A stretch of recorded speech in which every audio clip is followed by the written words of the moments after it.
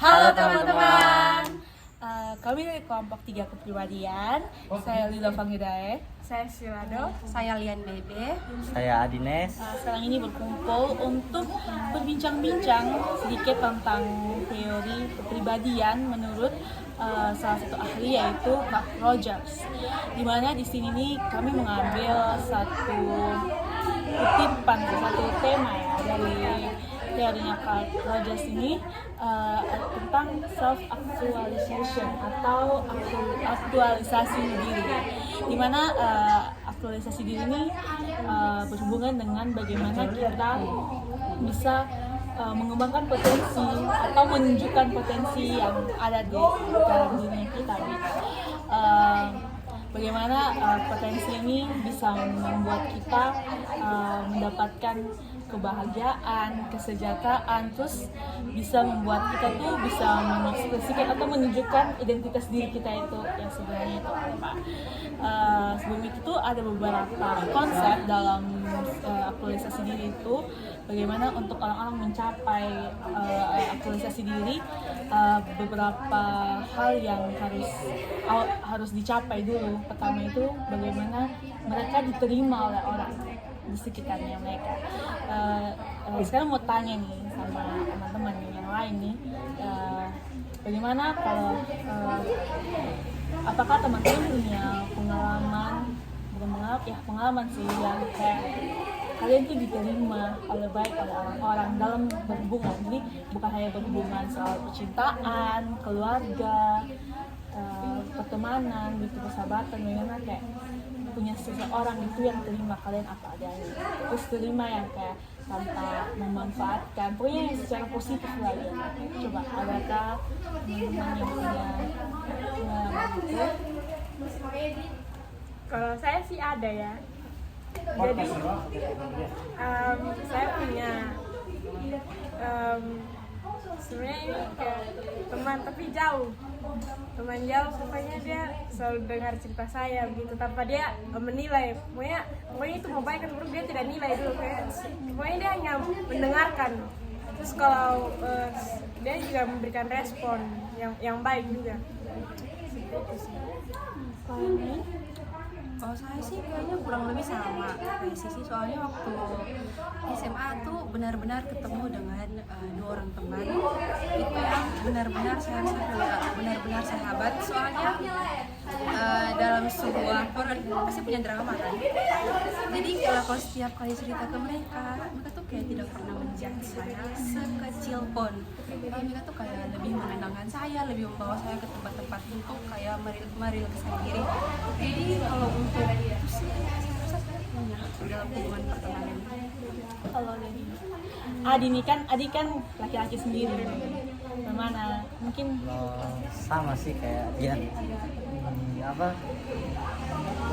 sahabat gitu pas SMA sampai sekarang.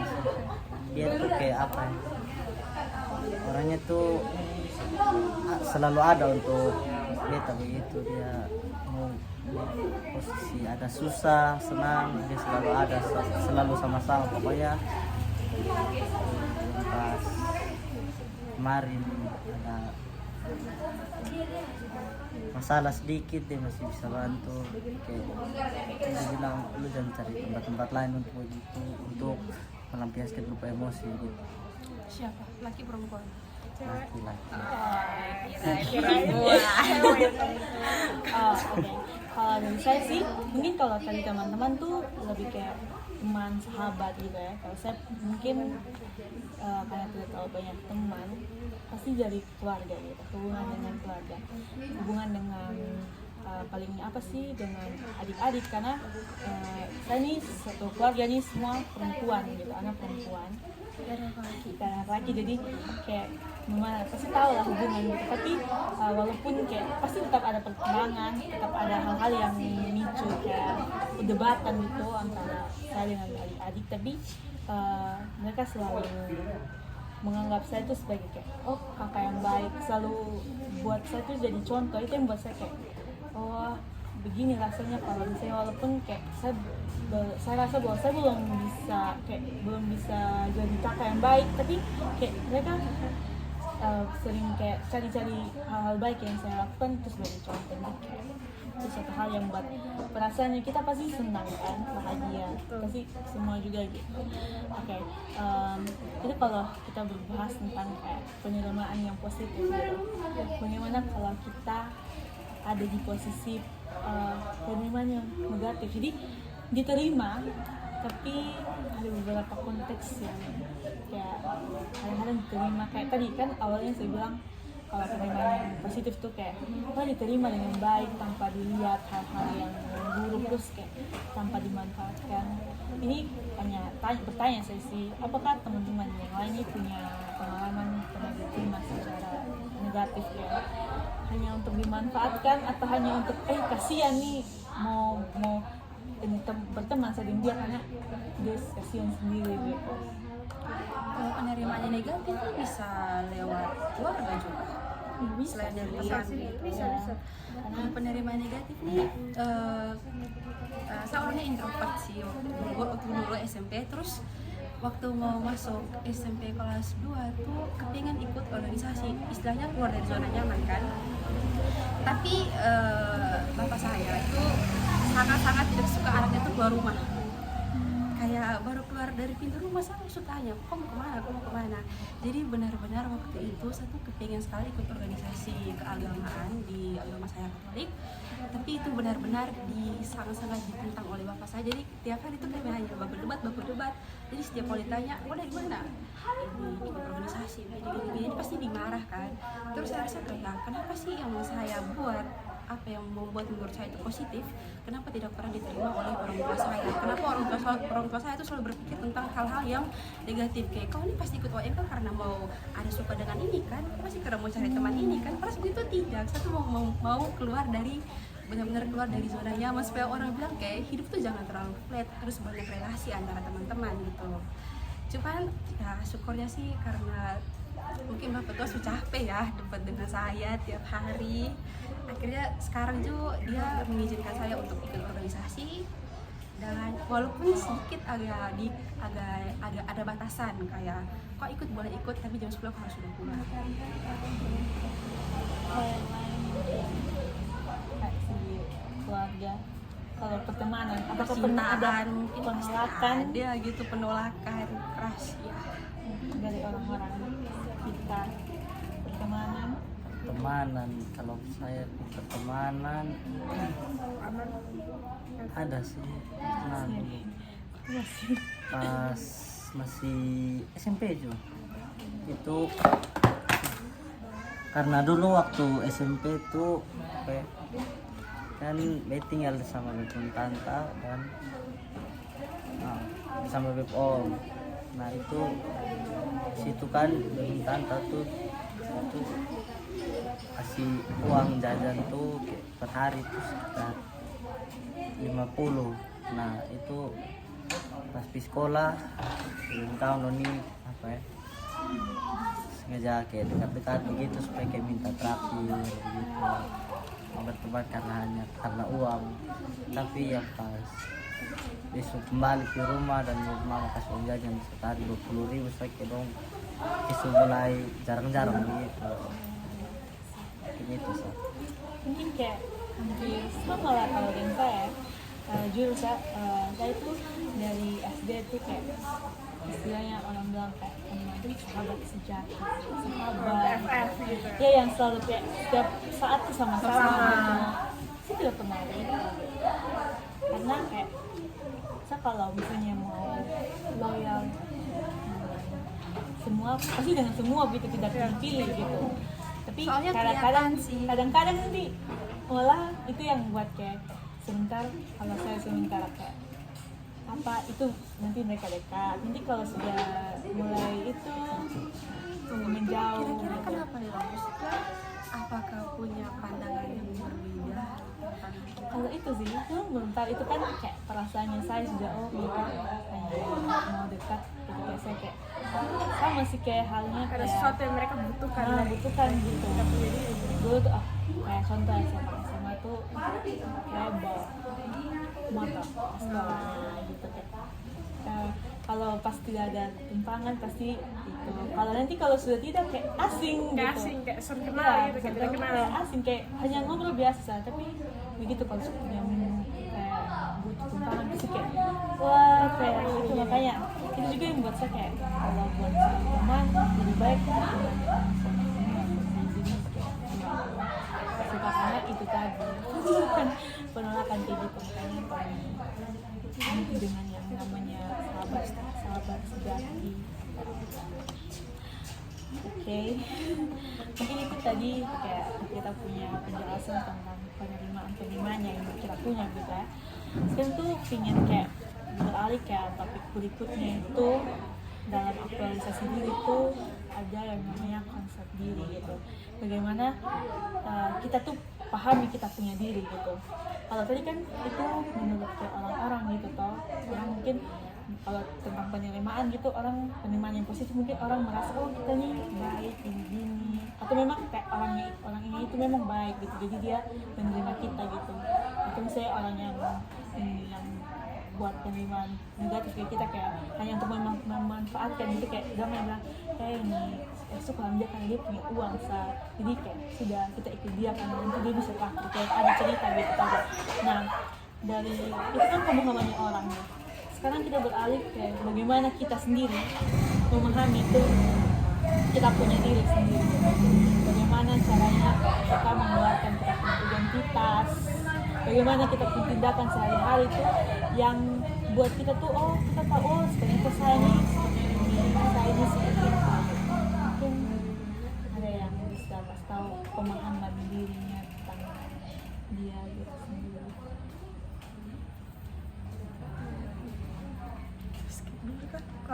Kalau saya sih kalau menurut saya itu orangnya cukup introvert, apalagi kayak baru kenal gitu, apalagi terus ketemu langsung dan banyak orang, contohnya baru masuk kuliah gitu, itu memang saya selalu duduk di belakang, terus saya kayak aduh malas saya ngomong nih orang, takutnya orang ngejat saya nih gini gitu, jadi kayak takutnya sesuai dengan orang mau harus jadi gini, karena orang tuh punya pandangan beda-beda dengan saya, jadi kayak takutnya dong kayak suka rasa ilfil gitu kalau omong dengan saya gitu, kayak begitu sih.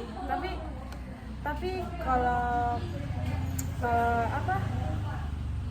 tapi lama-lama juga saya coba sih untuk kayak pokoknya perlahan-lahan lah kayak ini keluar dari itu zona, kayak lu mau sampai kapan di situ terus, nanti lu di kampus ada kawan atau gitu, kayak pokoknya nanti kayak kalau misalnya kayak dari tugas-tugas kelompok ini kan kau kayak bisa ini mengenal satu sama lain, kayak ngobrol gitu, kayak gitu.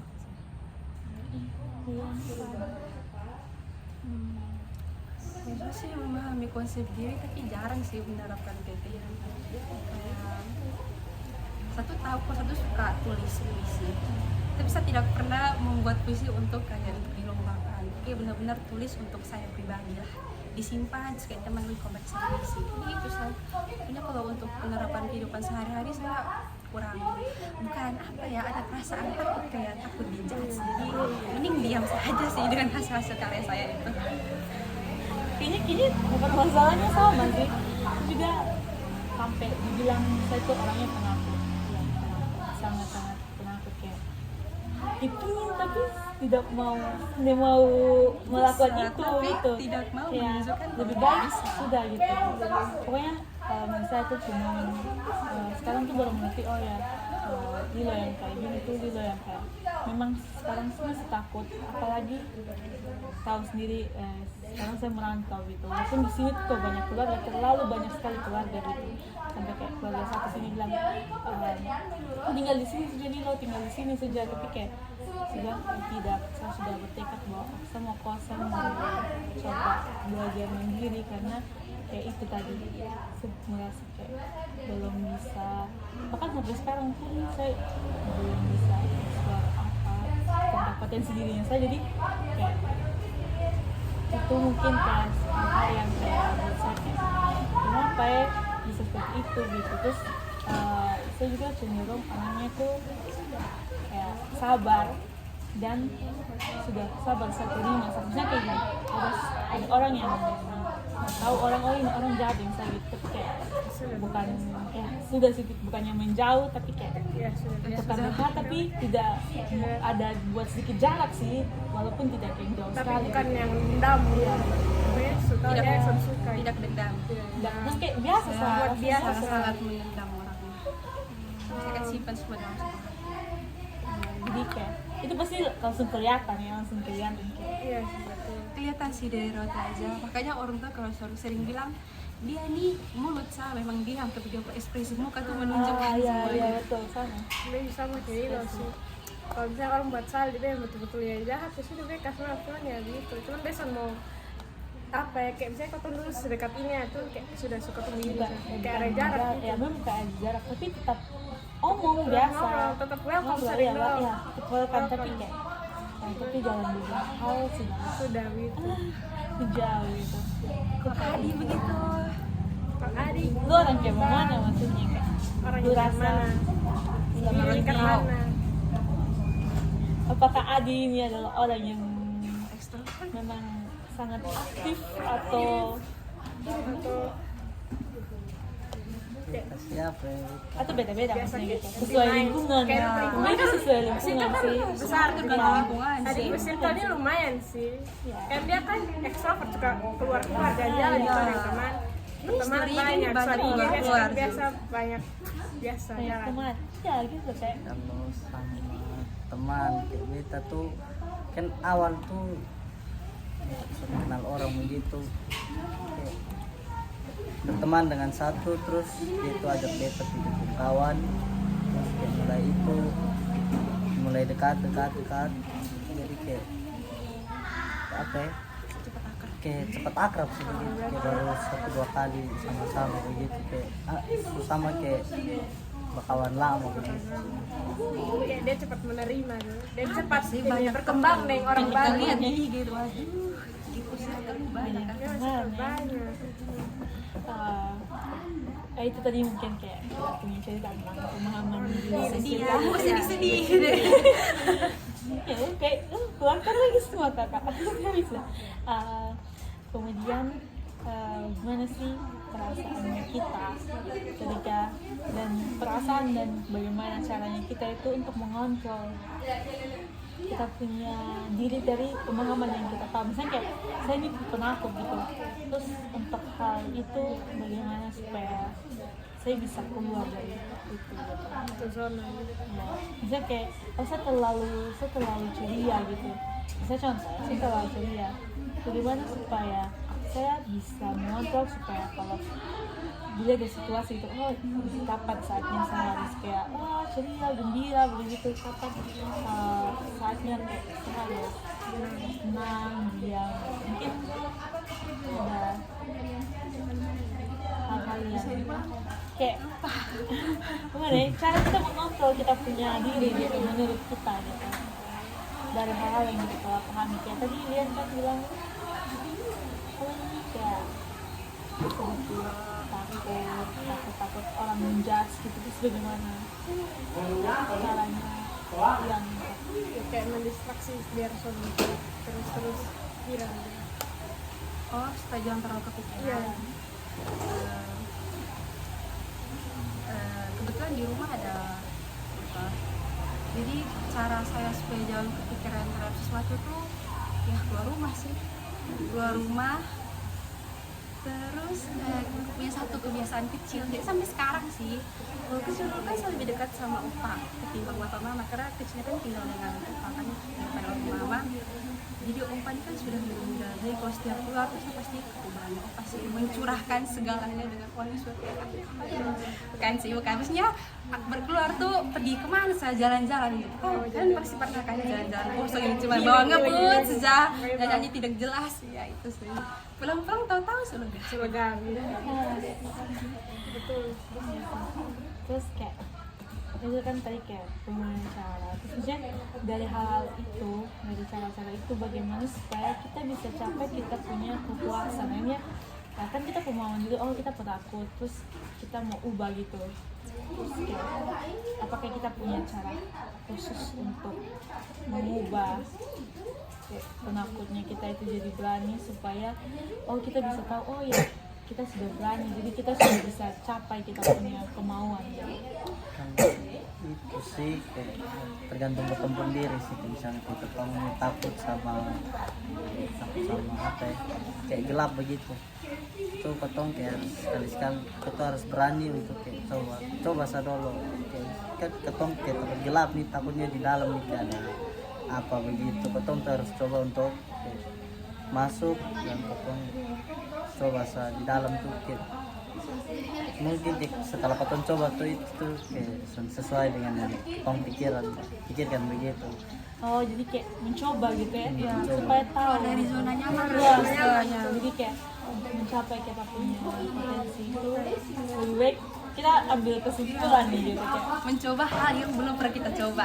supaya kayak Walaupun awalnya tuh memang susah. ya susah, Itu karena keluar dari ketemu zona nyaman. Jadi kita bisa dapat gitu. Jadi kayak akhirnya kita bisa oh ya jadi Saya kayak rasa sih soalnya kita semenjak keluar masuk gitu ya. join organisasi itu kayak saya tuh lebih kebetulan sifat-sifat yang dulu ya suka di rumah saya tuh mendadak hilang, lebih senang keluar, gabung dengan teman-teman, banyak relasi kayak ini tuh memberikan dampak yang sangat-sangat pokoknya positif kayak sih.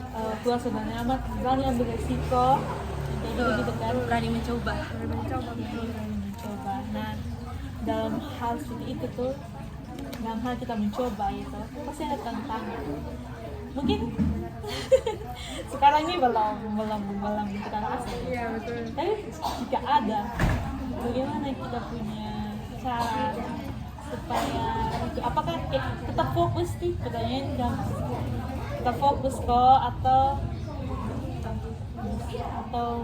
berhenti dulu, mundur dulu, nanti baru coba lagi atau bagaimana? Pokoknya soal tantangan, gimana tantangan yang kalian menghadapi itu tantangan. Kalau saya itu tantangan itu lebih ke orang karena setiap orang kan setiap menerima kita semua kan, apalagi waktu itu saya baru pindah pulang kampung itu pasti kayak orang-orang tuh bilang pasti tantangan lebih ke orangnya sih, soalnya banyak yang tidak menerima juga, banyak yang belum akrab, terus saya juga takut mau berkomunikasi dengan orang. Terus kalau tantangan yang kedua itu tadi sih kurangnya dukungan dari orang tua, terus orang tua sifatnya terlalu Tenang kayak gitu ya, sama sih paling tangan dari orang-orang sekitar. Kayak kita sudah mau mencoba tapi kayak Tapi ada yang selalu ada saya ada kayak sih ngomong ngomong kayak jahat. kadang ada yang tanya gini, yakin Yakin betul. yakin itu mau ikut coba organisasi buat apa? Buang waktu sah. ya, Emangnya lu bisa begitu oke. mencapai itu? Di akhir perbincangan kita ini, kamu ambil sedikit kayak kesimpulan gitu. Jadi dalam hal aktualisasi diri itu bagaimana kita mencapai kita punya kepuasan itu, bagaimana tadi itu kita bisa melihat kayak orang menerima kita atau tidak. Karena kayak salah satu teorinya Rogers nih kayak bilang kayak orang bisa mencapai potensinya dia itu ya dari penerimaan yang baik dari orang-orang sekitar. Karena kayak tadi sudah ada cerita, walaupun ada cerita yang tidak menerima, tapi akhirnya terakhir itu kita bisa lalui gitu ya, dengan cara kayak kita progress saja kayak terus itu saja. Oke, mungkin itu kesimpulannya, kayak kita harus mengembangkan terus kita punya diri tanpa rasa takut ya, tanpa rasa takut mungkin tanpa rasa takut, terus tanpa apa ya, tanpa dipengaruhi oleh orang-orang di sekitar ya. Keluar dari zona nyaman, terus berani ambil resiko untuk terus pengembangan diri. Berkembang. Jangan satu. Kayak walaupun orang, tapi hidup jangan berdasarkan omongan orang. Omongan orang betul.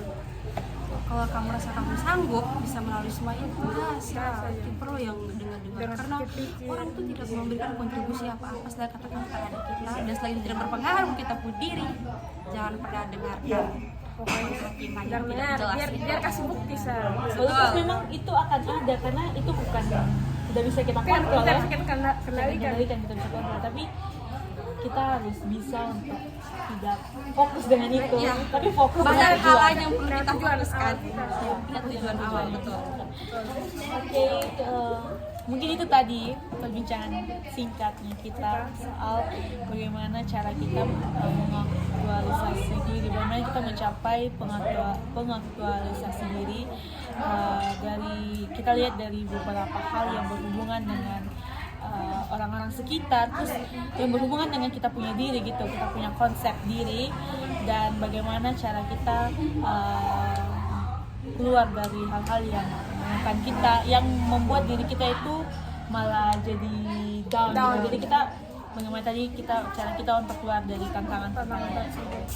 Mungkin itu perbincangan kita soal yang berhubungan dengan self actualization dari teori culture.